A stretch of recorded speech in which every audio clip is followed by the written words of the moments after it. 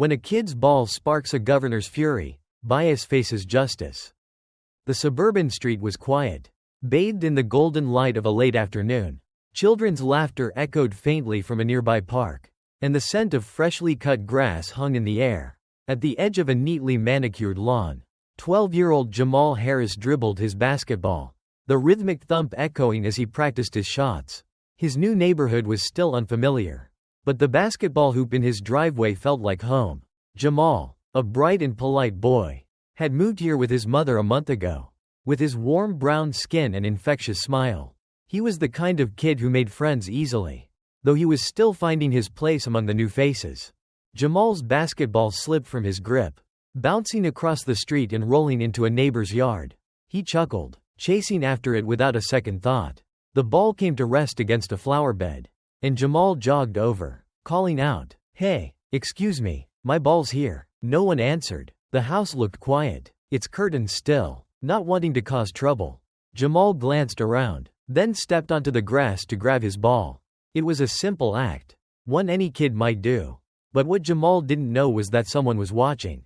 From her living room window, Susan Mitchell peered out, her eyes narrowing. Susan, a middle-aged white woman with a tightly pinned bun and a penchant for neighborhood gossip, didn't recognize the boy in her yard.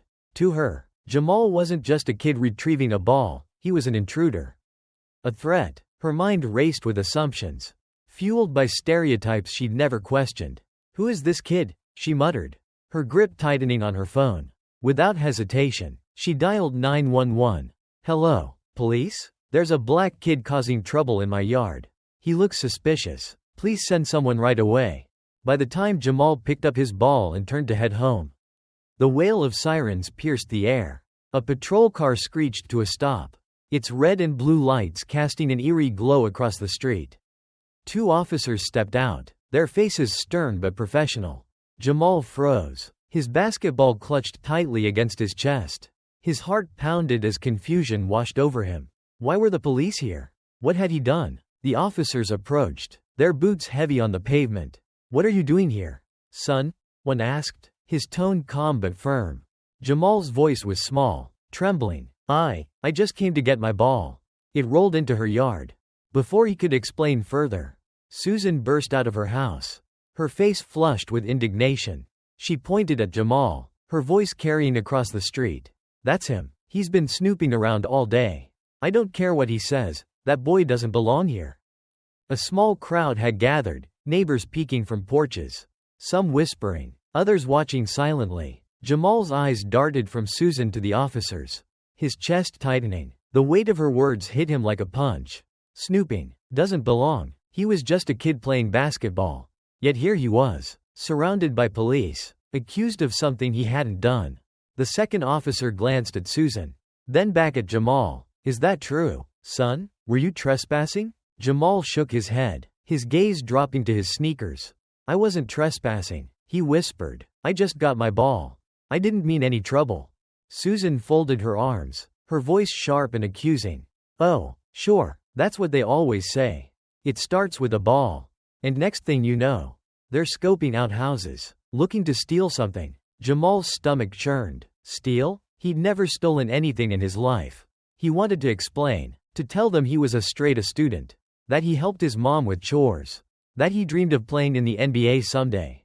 But the words wouldn't come. The officers exchanged uneasy glances, caught between Susan's insistence and Jamal's obvious fear. The crowd's murmurs grew louder, and Jamal felt every stare like a weight pressing down on him. "Why didn't you stay in your own yard?" the first officer asked, his tone more curious than accusing. Jamal blinked, confused. It rolled over here. I didn't think it was a big deal."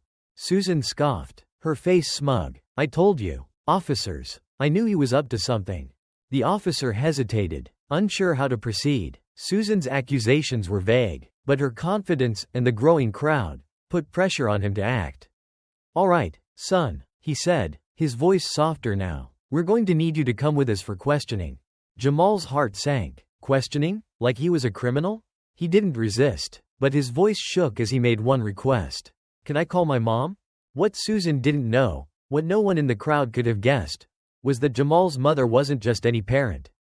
She was Governor Alicia Harris, the most powerful woman in the state. At that moment, Alicia was in her office, reviewing policy documents, when her phone rang. Jamal's trembling voice came through, explaining the police, the accusations, the woman who called him a thief. Alicia's blood ran cold. She didn't hesitate. With a few swift calls, she mobilized her team, and within minutes, a convoy of black SUVs roared toward the neighborhood. Sirens blaring, lights flashing. The street transformed into a spectacle. Neighbors gaped as the fleet of vehicles screeched to a halt. Susan, still standing in her yard, turned toward the commotion, her smug expression faltering. What was this? Why so many cars? The lead SUV's door swung open, and out stepped Governor Alicia Harris.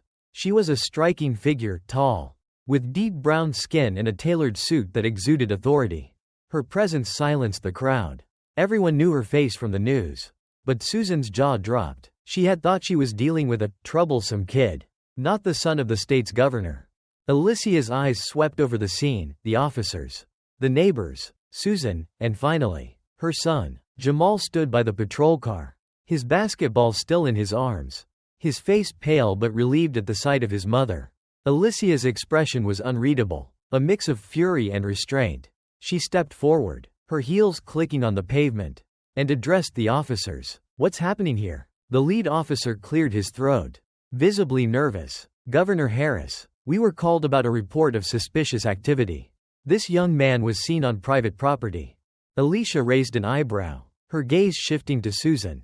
And you made this report? Susan nodded, her voice quieter now, almost defensive. Yes, I saw him in my yard. I didn't know who he was or what he was doing, so I called the police. I thought it was the right thing. Alicia let the silence linger, her eyes boring into Susan's. Then she turned to the officers. This is Jamal Harris, my son. What evidence do you have that he was doing anything suspicious?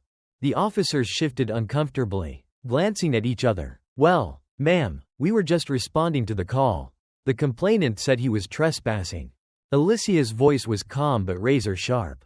So, a 12-year-old boy retrieves a basketball, and your first instinct is to call the police? She turned back to Susan, her tone icy. You saw a black child in your yard and assumed he was a criminal. Why? Susan stammered, her earlier bravado crumbling. I didn't know who he was. He could have been anyone. Kids like him don't just wander into yards without a reason. Alicia's eyes narrowed. Kids like him? She repeated, each word deliberate. What exactly does that mean? The crowd fell silent, the weight of her question sinking in. Susan's face flushed, her hands twisting nervously. I didn't mean it like that, she mumbled, but the damage was done. The neighbors exchanged uneasy glances, some shifting uncomfortably, others nodding in quiet agreement with Alicia. Alicia stepped closer, her voice steady but commanding. Let me be clear, you called the police on a child. You accused him without evidence, based on nothing but your assumptions. Those assumptions say more about you than they do about my son. The truth hung in the air, heavy and undeniable. Jamal watched his mother, a mix of pride and relief in his eyes. Alicia turned to the officers. I want this resolved, and I want it done right. My son deserves better than this. The officers nodded quickly, their professionalism returning. Yes, ma'am, we'll handle it. Alicia then addressed the crowd, her voice shifting from anger to conviction. She spoke not as a governor but as a mother. This isn't just about Jamal, she said. It's about every child who's been made to feel like they don't belong. Every parent who worries their child won't make it home safely because of someone's prejudice. We have a responsibility, to our neighbors, to our children, to do better. She turned to Susan one last time, her words a quiet warning. Think carefully before you act on assumptions again. Next time, it won't end here. Susan's face fell, her earlier confidence replaced by shame. The crowd dispersed, some whispering, others reflecting on their own biases. Alicia put an arm around Jamal, guiding him to the SUV.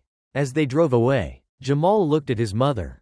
Thanks, Mom, he said softly. Alicia squeezed his shoulder. You did nothing wrong, Jamal. I'm proud of you. The incident didn't end there.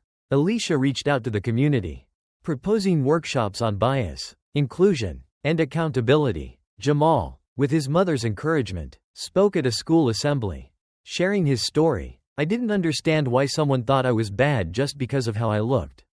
he said, "but we can change that. We have to be better." Susan, once a vocal figure in the neighborhood, found herself isolated, her actions a lingering stain on her reputation. The community began to change, slowly but surely, as neighbors confronted their own prejudices. What started as a basketball rolling into the wrong yard became a turning point, a reminder that justice, courage, and compassion could reshape a neighborhood, one story at a time.